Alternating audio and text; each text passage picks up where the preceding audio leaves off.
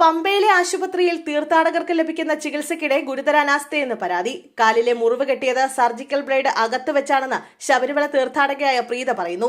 Surgical blade ഉപയോഗിച്ച് skin cut ചെയ്യുന്നത് കണ്ടപ്പോൾ അവർക്ക് പരിചയക്കുറവ് തോന്നി. പിന്നീട് മറ്റൊരു ആശുപത്രിയിൽ പോയിക്കൊള്ളാമെന്ന് പറയുകയും വീട്ടിലെത്തി മുറിവ് തുറന്നു നോക്കിയപ്പോൾ സർജിക്കൽ ബ്ലേഡ് അകത്ത് വെച്ച് ബാൻഡേജ് ചെയ്തതായി കണ്ടെത്തിയെന്നും പ്രീത പറഞ്ഞു. സംഭവത്തിൽ പമ്പ ആശുപത്രി അധികൃതർക്കെതിരെയാണ് പ്രീത പരാതി നൽകിയിരിക്കുന്നത്. നെടുമ്പാശ്ശേരി സ്വദേശിയായ പ്രീത ഡിഎംഒയ്ക്കാണ് പരാതി നൽകിയത്. പന്തളത്ത് നിന്ന് തിരുവാഭരണ ഘോഷയാത്രയ്ക്കൊപ്പം പദയാത്രയായാണ് പ്രീത പമ്പയിലെത്തിയത്.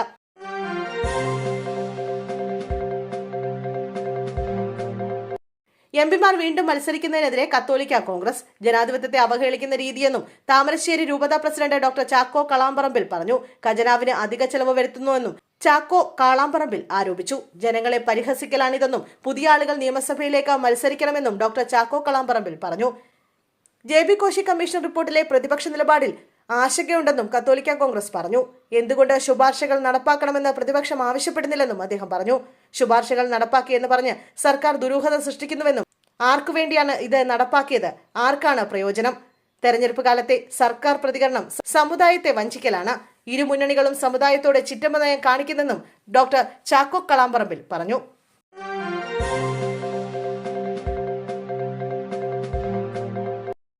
പുൽപ്പള്ളിയിൽ ആസിഡ് ആക്രമണത്തിൽ 14-കാരിക്ക് ഗുരുതരമായി പൊള്ളലേറ്റു. ഒരു കണ്ണിന് ഭാഗികമായി കാഴ്ച നഷ്ടപ്പെട്ടതായാണ് വിവരം. മരകാവ് പ്രിയദർശിനി ഉന്നതിയിലെ മണികണ്ഠന്റെ മകൾ മഹാലക്ഷ്മിയാണ് ആക്രമണത്തിനിരയായത്. സംഭവത്തിൽ അയൽവാസിയായ രാജു ജോസിനെ പോലീസ് അറസ്റ്റ് ചെയ്തു. ഇന്നലെ വൈകിട്ടായിരുന്നു സംഭവം. സ്റ്റുഡൻസ് പോലീസ് കേഡറ്റിൽ പ്രവർത്തിക്കുന്ന പെൺകുട്ടിയോട് രാജു ജോസ് യൂണിഫോം തരണമെന്ന് ആവശ്യപ്പെട്ടിരുന്നു. എന്നാൽ പെൺകുട്ടി അതിന് തയ്യാറായില്ല. ഇതാണ് പ്രകോപനത്തിന് കാരണമായതെന്നാണ് മനസ്സിലാക്കാൻ കഴിയുന്നത്. പ്രതിക്ക് മാനസിക വെല്ലുവിളി ഉള്ളതായി സംശയിക്കുന്നുവെന്നും പോലീസ് വ്യക്തമാക്കിയിട്ടുണ്ട്.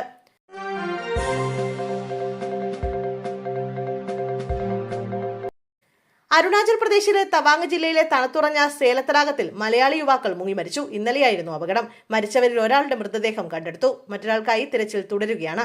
നെടുമ്പന പുത്തൻചന്ത മേലൂട്ട് വീട്ടിൽ പ്രകാശിന്റെയും മഞ്ജുവിന്റെയും മകൻ വിനു പ്രകാശാണ് മരിച്ചത്.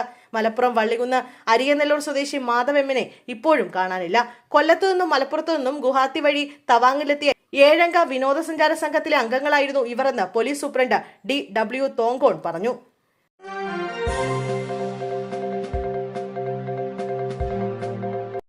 താലൂക്ക് ആശുപത്രിയിലെ അത്യാഹിത വിഭാഗത്തിന് മുന്നിൽ രാത്രിയിൽ അരങ്ങേറിയ കൂട്ടത്തല്ലുമായി ബന്ധപ്പെട്ട 12 പേർക്കെതിരെ പോലീസ് കേസെടുത്തു.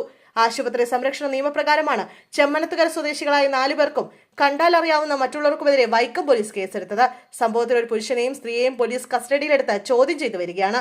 ചൊവ്വാഴ്ച രാത്രി 9:30 ചെമ്മനത്തുകരയിൽ ഇരുവിഭാഗങ്ങൾ തമ്മിലുണ്ടായ തർക്കമാണ് ആശുപത്രിയിലെ സംഘർഷത്തിൽ കലാശിച്ചത്.